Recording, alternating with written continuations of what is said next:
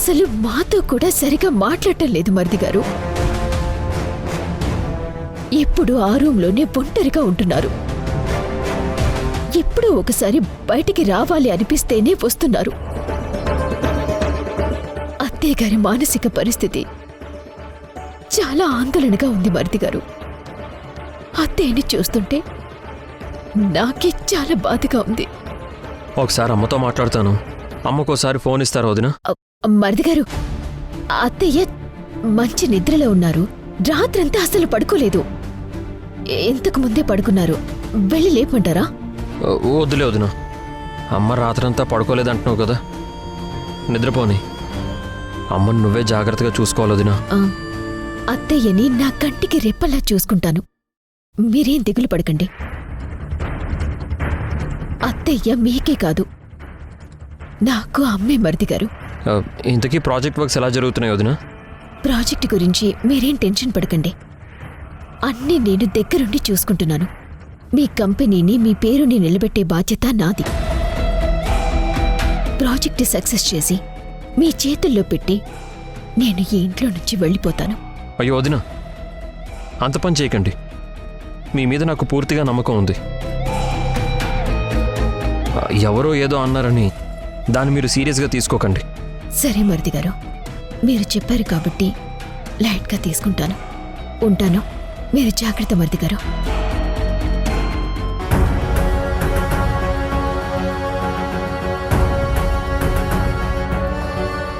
అత్తయ్య ఎలా ఉన్నారట?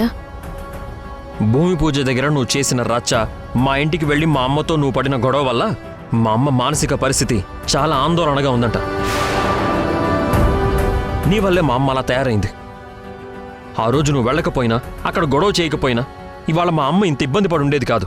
అంతా నీ వల్లే సింధు. అసలు మా అమ్మ అన్నా, మా వదినన్నా నీకెందుకంత పగ? నీకు దండం పెడతాను సింధు. ఇక నుంచైనా నువ్వు వాళ్ళ జోలికి వెళ్ళకు ప్లీజ్. సరే యష్, ఇక నుంచి మీ అమ్మతో కానీ, మీ వదినతో కానీ, ఆ ప్రాజెక్ట్తో కానీ నాకు ఎలాంటి సంబంధం లేదు. కేవలం నాకు నువ్వు, నా పిల్లలే ముఖ్యం. నా పిల్లలకి నువ్వు తండ్రివి కాబట్టి నిన్ను బాగా చూసుకోవడం నా బాధ్యత. అంతకు మించి ఇంకేమీ లేదు. ఎప్పుడూ ఎవరికో ఏదో అయిందని నన్ను అనవసరంగా తిట్టొద్దు, సరేనా? ఏంటి మాటకి ముందు మాటకి తర్వాత నువ్వు నా పిల్లల తండ్రివి, నా పిల్లల తండ్రివి అంటున్నావు? నువ్వే కదా యష్ ఎప్పుడూ అంటూ ఉంటావు, నువ్వు నా భార్యవి కాదు, కేవలం నా పిల్లలకి తల్లివి మాత్రమే అని. నేను అదే అంటున్నాను. నిన్ను నా భర్తగా చూడటం లేదు, నా పిల్లలకి తండ్రిగానే చూస్తున్నాను అని. నువ్వంటే లేదు, నేనంటే తప్పయిందా? టిఫిన్ తిను.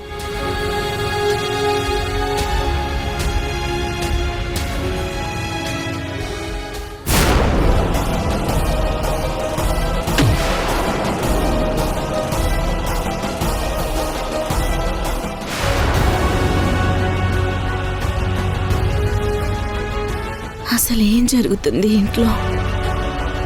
ఆ స్వాతి నన్ను గెస్ట్ హౌస్కి తీసుకెళ్ళి అక్కడ మధు భాగవతం అంతా చూపెడితే అసలు నేను ఎక్కడికి వెళ్ళలేదు, ఇంట్లోనే ఉన్నాను.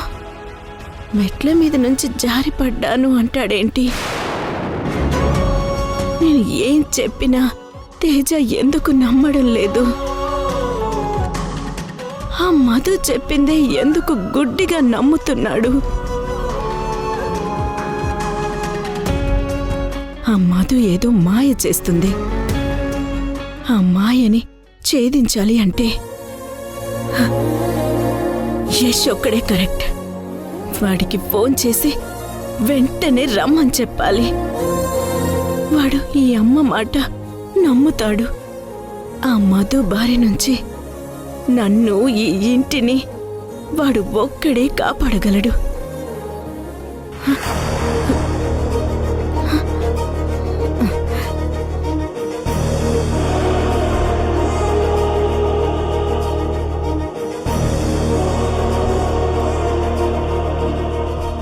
అమ్మా రే యష్, అమ్మా ఎలా ఉన్నావు?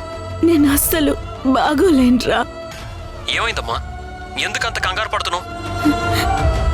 మీ వదిన చాలా మంచిదని అనుకున్నాం కదరా. అవును. కాదురా, ఆ మధు పైకి మన దగ్గర మంచిదానిలా నటిస్తుందే తప్ప నిజానికది పెద్ద దుర్మార్గురాల్రా, మోసగత్తెరా. ఏంటమ్మా నువ్వు అనేది? నేను నమ్మలేకపోతున్నాను. నువ్వు వెంటనే వచ్చేసి ఆ మధుకి ఏదో ఒక గుణపాఠం చెప్పి మన ఆస్తి, డబ్బు, నగలు అన్ని తిరిగి తీసేసుకోరా. నువ్వేం భయపడకమ్మా, నేను వెంటనే బయలుదేరుతున్నాను. నువ్వు త్వరగా వచ్చేరా, నిన్ను చూడాలనిపిస్తుందిరా. వెంటనే వచ్చేస్తావు కదూ? వచ్చేస్తాను.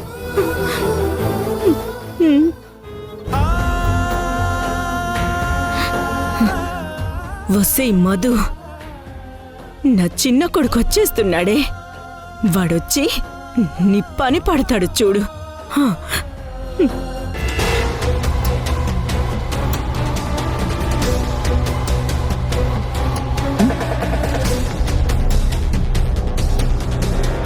నువ్వు చెప్పింది నిజమే మధు. అమ్మని ఇలా మన ఊరికి వదిలేస్తే మనకు పెద్ద ప్రాబ్లం అవుతుంది. అందుకే కదా తేజ, నేను ముందుగా ఆలోచించి మీ అమ్మ ఫోన్లో నీ నెంబర్కి యష్ పేరు పెట్టి సేవ్ చేశాను. కాబట్టి ఇప్పుడు మీ అమ్మ యష్ అనుకుని కాల్ చేస్తే ఆ కాల్ నీ నెంబర్కొచ్చింది. నీకు ముందు చూపుంది కాబట్టి సరిపోయింది మధు. లేకపోతే నిండా మునిగిపోయేవాళ్ళం. మీ తమ్ముడికి మీ అమ్మ నిజం చెప్తే మన ప్లాన్ అంతా స్పాయిల్ అయిపోతుంది తేజ. ఇక నుంచి అత్తయ్యతో ఎవ్వరు మాట్లాడాలన్నా, ఎవ్వరైనా సరే కలవాలి అన్నా అదంతా నేను డిసైడ్ చేసినట్టే జరగాలి. అత్తయ్యకి పిచ్చి పట్టిందని అందరూ నమ్మాలి. చివరికి అత్తయ్యే నాకు పిచ్చి పట్టిందని తనకు తానే ఒప్పుకునేలా చేస్తాను. ఇక నుంచి మీ అమ్మకి అలాంటి ట్రీట్మెంట్ జరగాలి తేజ. జరిపిస్తాను. పిచ్చిది అని ప్రపంచాన్ని నమ్మిస్తాను. నేననుకున్నది సాధిస్తాను.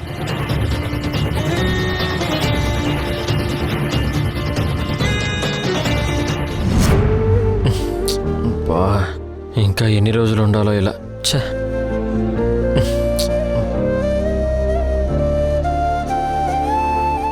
యష్, నీ కాలు కొంచెం స్ట్రైట్గా పెట్టు. ఎందుకు?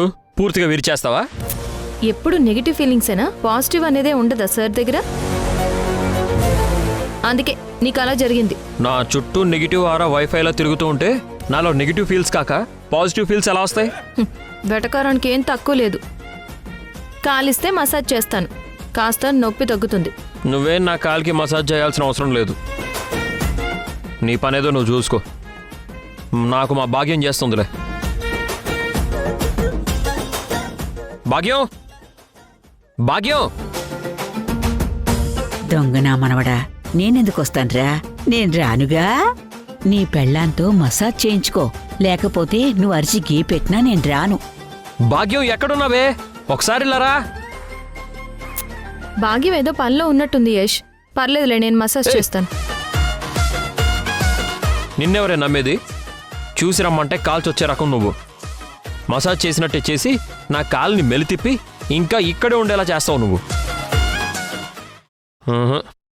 చిలకమ్మా, చిలకమ్మా! బాబు, ఏంటి బాబు? అయ్యో, ఇదొక తింకర మొహంది. కాస్త నా కాలుకి ఆయిల్ రాసి మర్దన చెయ్యి. అలాగే బాబు.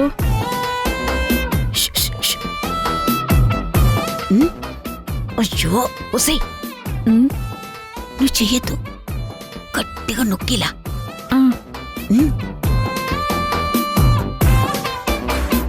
యష్ బాబు, మసాజ్ చేయడం నాకు అంతగా రాదు బాబు. చేస్తే అదే వస్తుందిలే, పర్లేదు చెయ్యి. నేను సరిగా మసాజ్ చేయకపోతే నన్నేం అనకూడదు మరి. ఏమి అనలే చిలకమ్మా, నువ్వు చెయ్యి. సరే అయితే.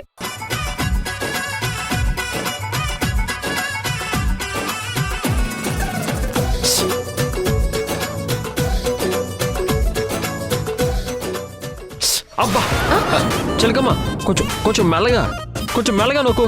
అలాగే బాబు. అబ్బా అరే మెల్లగా చెప్తున్నానా? అబ్బా. ఏంట్రా మనవడా అంత గట్టిగా అరిచావేంటి? చూడు బామ్మ, చిలకమ్మని నా కాలుకి మసాజ్ చేయమంటే కాలు పట్టుకొని గట్టిగా నొక్కేసింది. ఇక్కడ నాకు ప్రాణం పోతున్నట్టు అనిపిస్తుంది. యష్ బాబు, నేను ముందే చెప్పాను కదా నాకు సరిగ్గా రాదని. మీరే కదా పర్లేదు చేయమన్నారు. చిలకమ్మ నీకో దండం. మా భాగ్యం వచ్చింది కదా, తను మసాజ్ చేస్తుందిలే, నువ్వు వెళ్ళు. సరే. ఆ? ఆ, ఏంట్రా నేను మసాజ్ చేసేది? ముసల్దాన్ని నా చేతుల్లో ఎప్పుడతాయి, నా వల్ల కాదు బాబు. అరే మరి మసాజ్ ఎవరు చేస్తారే?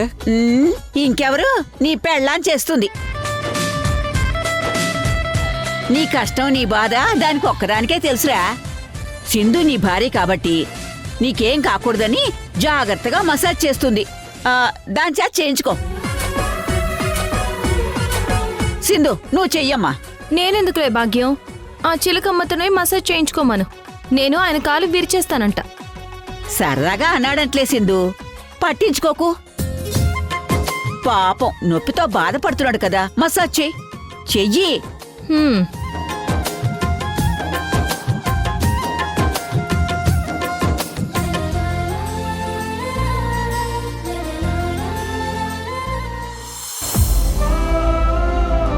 అత్తయ్య,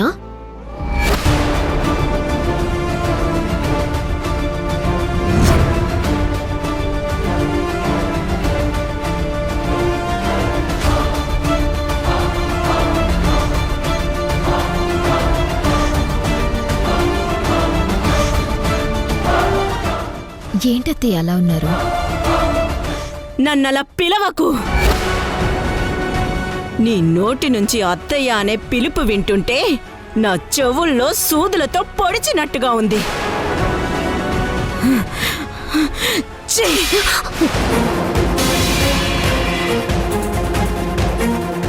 ఎందుకు నా మీద అంత కోపం? భోజనం పెడదామని కదా నేనొచ్చింది. నీ చేత్తో అన్నం కాదు కదా, పచ్చి మంచినీళ్ళిచ్చినా కూడా అది విషంతో సమానమేనే. నీ మొహం చూస్తేనే పాపం చుట్టుకుంటుంది. ఎంత మోసం చేశావే నన్ను. నిన్ను ఎంతగా నమ్మానే. దొంగ నాటకాలాడి నా ఆస్తిని యశ్ ఆస్తిని కొట్టేశావు కదే. నువ్వు మంచిదానివి కాదే, పరమ చండాలమైన చెడ్డదానివి అని ఆ స్వాతి సింధు చెప్పినప్పుడే నేను లోతుగా ఆలోచించి అర్థం చేసుకోవాల్సిందే. నీ మాయలో పడి నిన్ను నమ్మి నేను జీవితంలో క్షమించరాని పెద్ద తప్పు చేశాను. అసలు నేనేం తప్పు చేశానత్తయ్య? ఎందుకు ఇలా మాట్లాడుతున్నారు? మీరు మీ కుటుంబం బాగుండాలని కదా నేను ఇంత తప్పున పడుతున్నాను, కష్టపడుతున్నాను. నిన్ను చావవే, చచ్చిపోవే నువ్వు.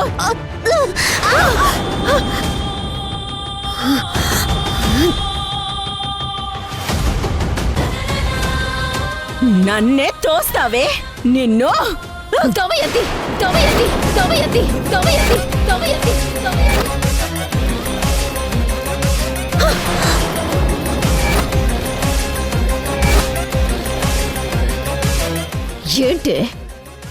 ఏంటే తెగ ఎక్స్ట్రా చేస్తున్నావు?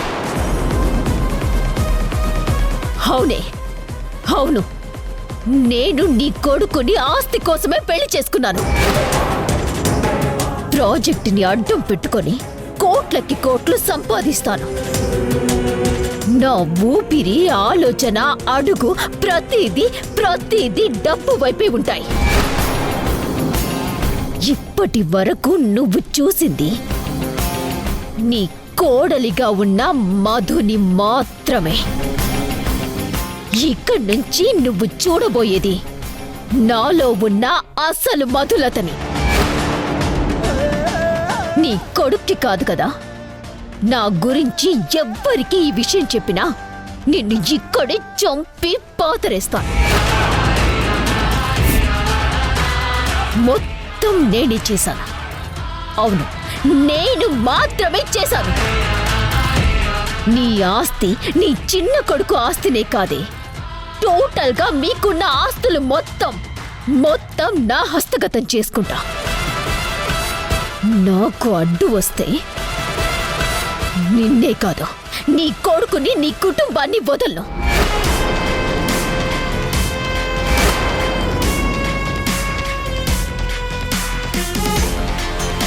పెట్టింది తిని నోరు మూసుకొని ఒక మూలన పడుండు.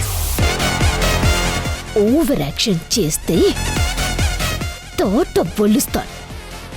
జాగ్రత్త.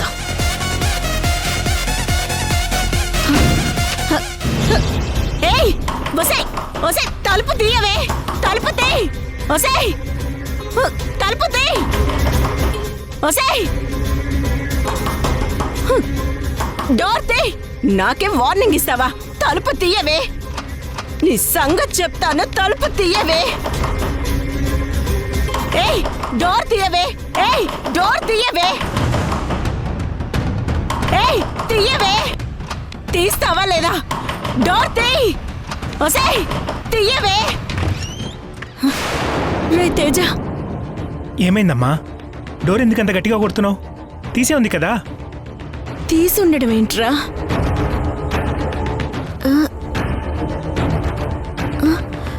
ఏంటమ్మా ఇదంతా? అది అన్నం అంతా ఇలా కింద పడిపోయి ఉందేంటి? రే రే ఆ మధు వచ్చి నన్ను, నిన్ను, నీ తమ్ముణ్ణి, మన కుటుంబాన్ని అందరినీ నాశనం చేస్తానని బెదిరించిందిరా. అందుకే నాకు కోపం వచ్చి దాని చేత్తో తెచ్చిన అన్నం ముట్టుకోనని చెప్పి నేనే విసిరి కొట్టానురా. నీకు భోజనం తీసుకుని మధు రావడం ఏంటమ్మా? నేనే కదా ఇందాక నీకు అన్నం తీసుకొచ్చాను. నాకిప్పుడు ఆకలిగా లేదు, తర్వాత తింటాను అంటే భోజనం ప్లేట్ ఇక్కడే పెట్టి వెళ్ళాను. నువ్వేమో మధు తెచ్చింది అంటున్నావు. అసలు ఏమైందమ్మా నీకు? ఏం మాట్లాడుతున్నావురా? నువ్వు ఇప్పుడే కదా నా రూంలోకి వచ్చింది. ఇందాక భోజనం తెచ్చి ఇక్కడ పెట్టి వెళ్ళానంటావేంట్రా? నీకేమైనా పిచ్చి పట్టిందా? మతుండే మాట్లాడుతున్నావా? నిజంగా మధునేరా నాకు భోజనం తెచ్చింది. అత్తయ్య,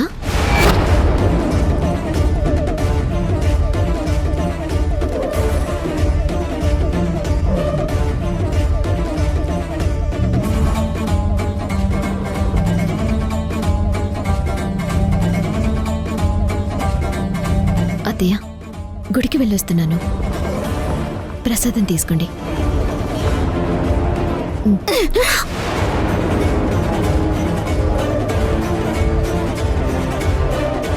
ఇందాకే కదే నువ్వు నా రూంలోకి వచ్చి నన్ను, నా కుటుంబాన్ని నాశనం చేస్తానని బెదిరించి వెళ్ళావు. ఇంతలోనే గుడికెలా వెళ్ళావే? నాటకాలాడుతున్నావా? అత్తయ్య, ఏం మాట్లాడుతున్నారు? నేను పొద్దున్నే లేచి గుడికి వెళ్ళి మీ పేరు మీద, మన కుటుంబం అందరి పేర్ల మీద అమ్మవారికి అర్చన చేయించి నేను ఇప్పుడే ఇంటికొచ్చాను. ఇందాక నేను మీ రూమ్కి రావడం ఏంటి? మీకేదో అయ్యిందత్తయ్య. ఈ అమ్మవారి కుంకుమ పెట్టుకోండి. ఏదైనా గాలి, పీడ మీ ఒంటి మీద ఉంటే వదిలిపోతాయి. తల్లి జగన్మాత, మా అత్తయ్యని నువ్వే కాపాడాలి. ఆపవే నీ నాటకాలు. నన్నింకా ఎన్నాళ్ళిలా మోసం చేస్తావే? బొట్టు పెడతానని నాకు పంగనామాలు పెడతావా? అన్నింటికి బరి తెగించావు కదే నువ్వు. ఏమైనా చేస్తావసలా? రే తేజ, నేను చెప్పేది నమ్మరా? ఇందాక నాకు భోజనం తెచ్చింది ఇదేరా. ఎలా నమ్మనమ్మా? పొద్దున మధుని డ్రాప్ చేసింది గుడి దగ్గర నేనే. నువ్వు ఎక్కువసేపు విశ్రాంతి తీసుకోకపోతే ఇదిగో ఇలానే పిచ్చి పిచ్చిగా మాట్లాడతావు. ముందు టాబ్లెట్ వేసుకుందు పదా. అది కాదురా, నేను చెప్పేది నువ్వైనా వినరా ప్లీజ్ రా. అమ్మా పద, కూర్చుంది పద పదా. అయ్యో, నెమ్మదిగా వాటర్ తాగు.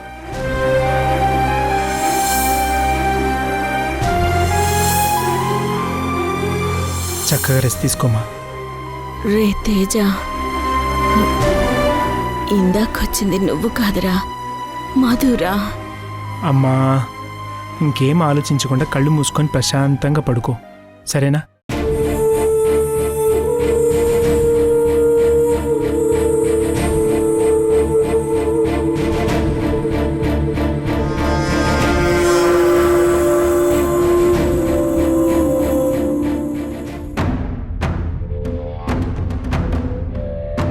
నా ఫోన్ అక్కడే ఉందా లేక ఎవరికైనా దొరికిందా?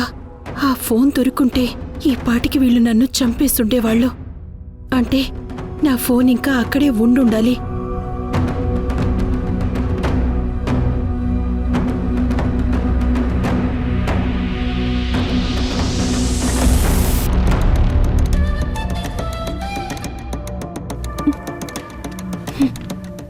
ఏంటమ్మా ఇది? ఇదిగో ఈ నీళ్ళు తాగమ్మా, తాగు తాగమ్మా, తాగు తాగు.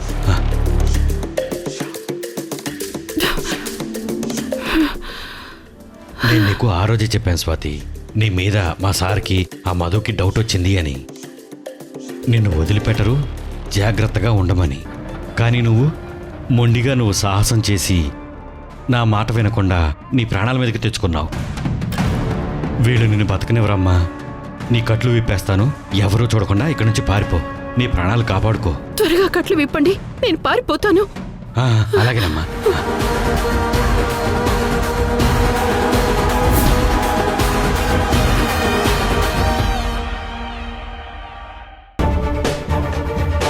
అయ్యో, ఫోన్ లిఫ్ట్ చేయి చంద్ర. మధు గురించి నీకు చాలా విషయాలు చెప్పాలి.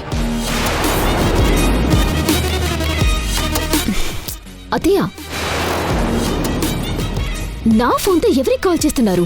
నా ఫోన్ లాక్కొని నీ ఫోన్ అంటావా? అయ్యో అత్తయ్య, ఇది నా ఫోన్. ఏయ్ మధు, ఆగవే మధు, అది నా ఫోనే. అది బయటకు వచ్చేలోపే నేను వెళ్ళిపోవాలి. అమ్మ ఇంట్లోంచి పారిపోయి తమ్ముడు నాన్న దగ్గరికి వెళ్ళిపోయింది. ఇప్పుడేం చేద్దాం?